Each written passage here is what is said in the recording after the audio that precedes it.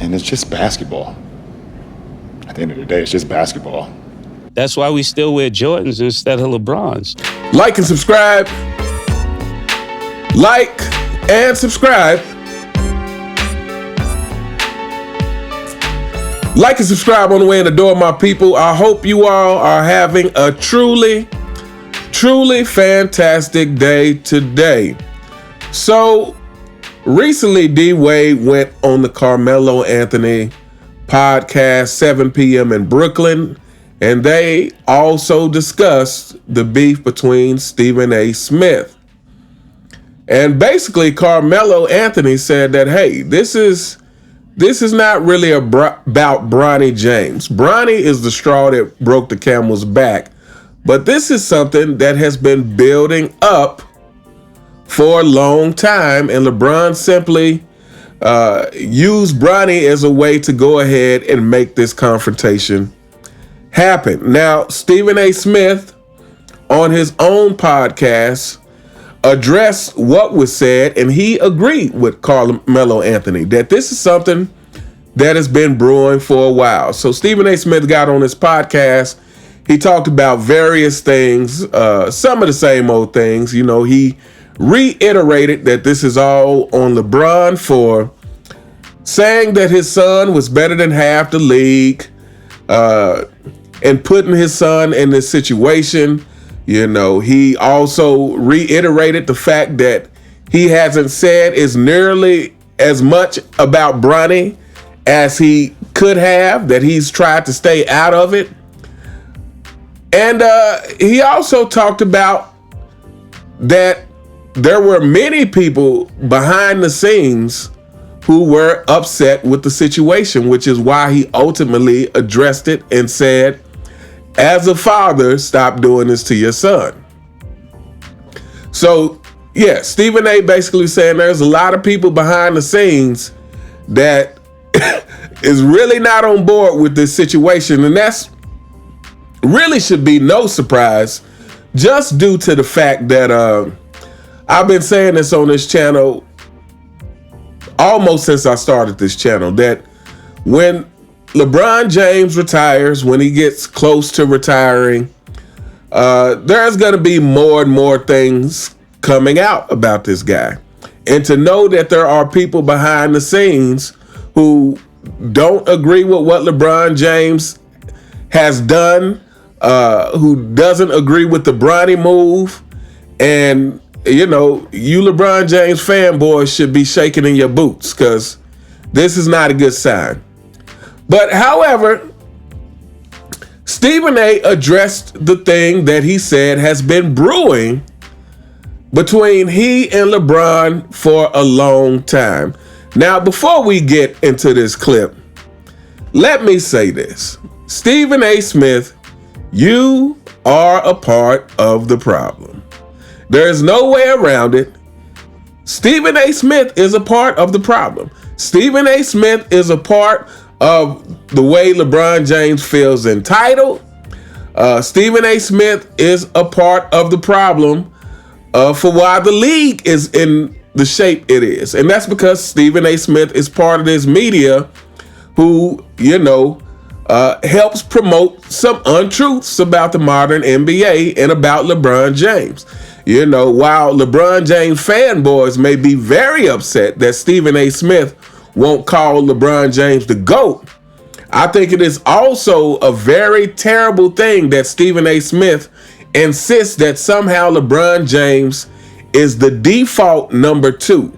To me, that is very harmful, not only to basketball, but to LeBron James himself. Because while LeBron James, with his spoiled brat mentality, may not like it, it is also,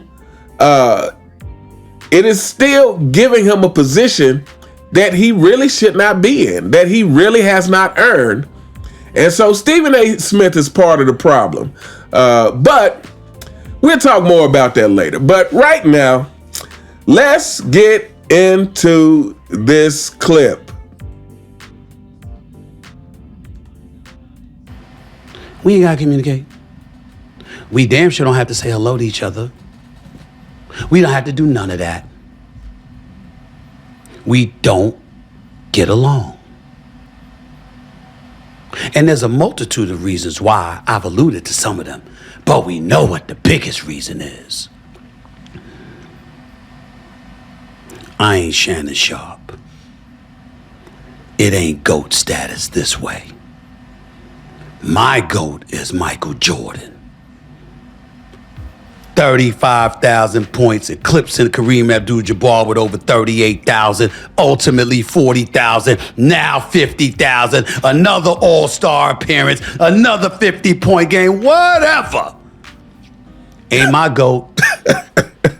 I watch the game. I'm a student of the game. I know a GOAT when I see one. And he is a GOAT of this generation. But all time, it's Michael Jordan. That's who the hell it is. That's the GOAT.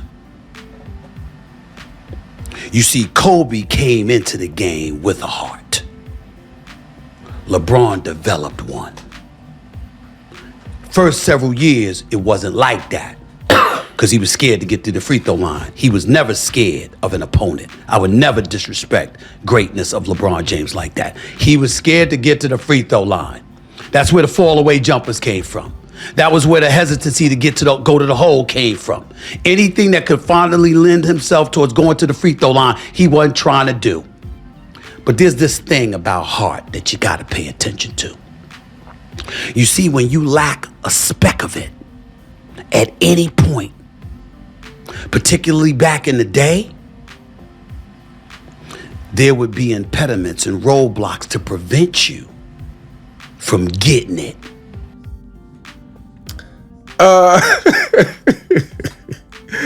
All right. So, you know what? Let me play this one part Stephen A. Smith said. Let me replay this part right quick. 35,000 points, eclipsing Kareem Abdul-Jabbar with over 38,000, ultimately 40,000, now 50,000, another all-star appearance, another 50-point game, whatever. Ain't my GOAT. Exactly. It don't matter how many stats you rack up, LeBron James. Just give up with that. And you LeBron James fanboys, you guys should give up as well. But anyway, I would say this is something I want to talk about. Stephen A. Smith goes back to this whole Kobe came in with heart, MJ had heart. Heart is something LeBron James had to develop. Here's my thing. I would argue LeBron James never developed that. Like, this is what people keep acting like when he went to Miami, he learned how to win. He learned how to be a competitor. He learned how to have heart. I beg to differ. To me, when LeBron James went to Miami, he learned how to hide his insecurities better. He learned how to fake it better. But he never had heart. And still to this day, he doesn't have heart like that. He's not built like that. He's not that kind of competitor. This is what I keep trying to tell you, LeBron James fanboys, is that LeBron James is not that kind of competitor. Like I said, I was just watching some highlights of LeBron versus Kobe. And LeBron looks apprehensive when playing against Kobe Bryant. And I know why. Because LeBron James is... he's insecure. He's not secure as a person or a basketball player.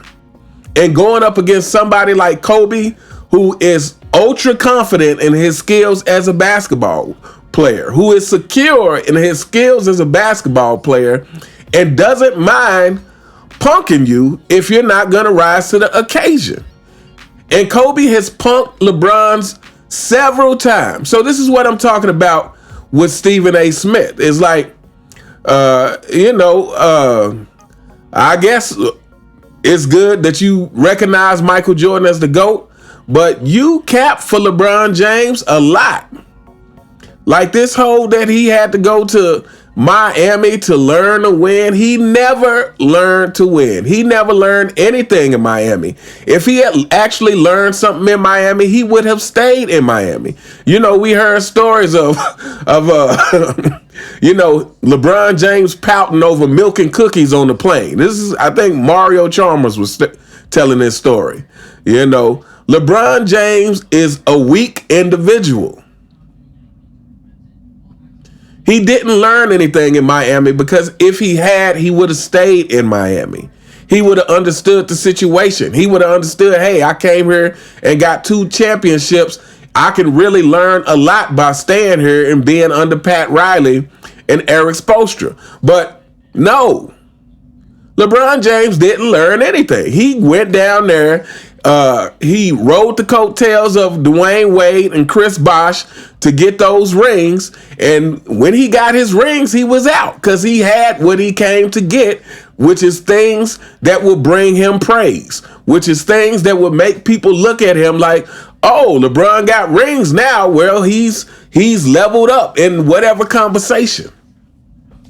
But he did not learn a thing in Miami. He did not learn to compete. He didn't learn how to win. He didn't gain a heart magically. He just got better at hiding his insecurities, which is why after Miami, like the whole narrative of LeBron needing help was a every year thing after that. Every single year. It was always after Miami, it was never ever LeBron James' fault again. After Miami, he never took responsibility for anything again because he got better at hiding. He got better at faking and hiding his insecurities, and he got better at deflecting and denial and blaming other people or blaming external forces. This is what happened when he went to Miami. And, you know, Stephen A. Smith, you know, I don't know if you actually believe these things that you say about LeBron James, or if this is just like a compromise on your behalf to say, okay, well, I can't call him the GOAT because I really don't believe that. But as a consolation prize, you know, to help continue to prop up this modern NBA, I will say he's number 2. I don't know if Stephen A. Smith really believes he's number 2 because, again, for the very reason he says Michael Jordan is the GOAT is the very reason why there are several players in front of LeBron James. Kobe, Larry, Magic, Shaq, Kareem, Tim Duncan. You know, it's a plethora of players who I think should come before LeBron James. But anyway, let's continue. Why do I call Michael Jordan the GOAT over LeBron James? Because at his very best, compared to LeBron at his very best, I'm going MJ all day, every day. But here's the biggest thing. It was Scottie Pippen with the migraine and others associated with LeBron, with Michael Jordan, that prevented him from climbing that ladder over the Detroit Pistons until the 3rd or 4th or 5th try, whenever it was. It wasn't because of MJ. And I'm telling you here right now, as God is my witness, LeBron, as great and phenomenal as he is, if he were playing in that era, as I've said on many occasions, and he'd gone against Michael Jordan would have tried to snatch his heart right out of his chest before he ever arrived to Miami to learn to win with D. Wade and with Pat Riley. That's my proclamation. I said it before and I'll say it again. That's why Michael Jordan is my GOAT. It's just a basketball opinion to me. It's clearly a lot more to LeBron James. All right, people. I must agree with Stephen A. Smith when he says that if LeBron James played against Michael Jordan, during the Jordan era, we wouldn't hear about LeBron James. Period. Fanboys, get over it. This is a cold, hard fact you're going to have to realize. If LeBron was back in the Michael Jordan era, he would have been crushed mentally. Like he would have been crushed like Jordan ruined Muggsy Bogues' confidence or Harold Miner's confidence or a plethora of players. LeBron James would have been crushed. And back then, he wouldn't have been able to go form Miami. That wouldn't happen.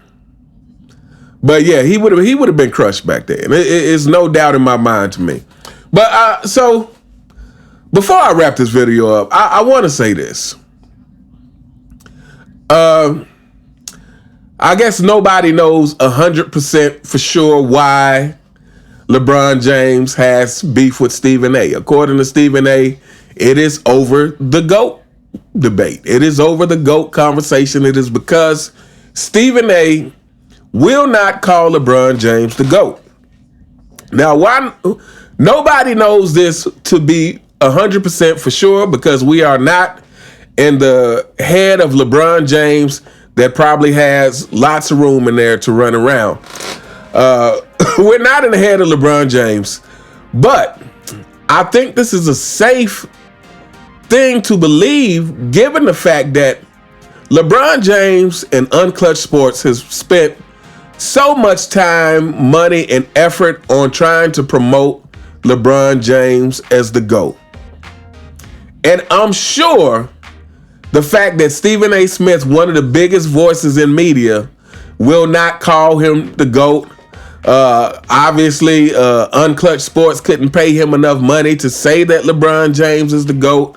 I'm sure that this bothers LeBron James, that he can't control Stephen A. enough to get exactly what he wants out of him. Like I said, I would argue that Stephen A. is still under some kind of control to say that LeBron James is number 2.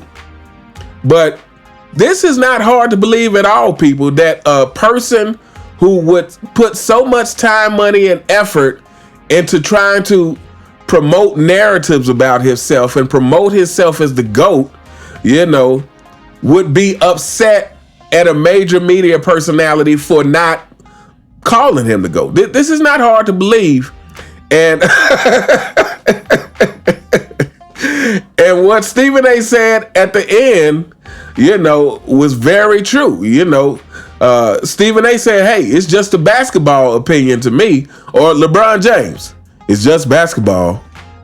At the end of the day, it's just basketball. But Stephen A. said it's just a basketball opinion to me, but apparently it's a lot more to LeBron James.